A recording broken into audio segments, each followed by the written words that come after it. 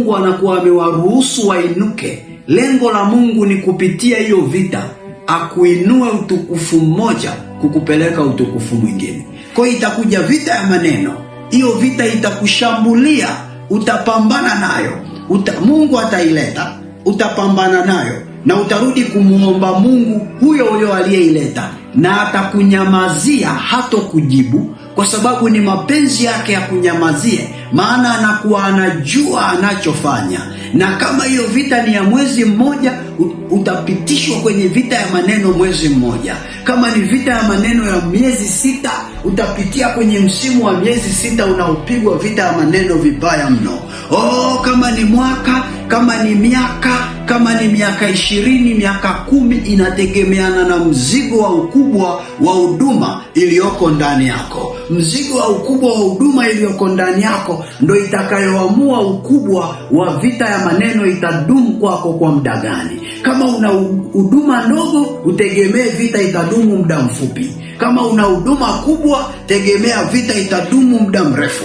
Na kuna watu wanasema, nimeteseka muda mrefu, nimeomba muda mrefu na Mungu alijibu. Nisikilize, umekaa muda mrefu hapo kwa sababu huduma yako ni kubwa, na ndio maana vita ya maneno imedumu kwako muda mrefu. Haitaisha mpaka mkakati wa Mungu aliyouleta kupitia vita hiyo utimie. Na si mkakati mwingine, ni mkakati wa kukuua kwa muda na baadaye kukufufua ukiwa umeongezeka kuzaa matunda, ukiwa umeongezeka utukufu mpya, ukiwa umeongezeka kiwango kipya.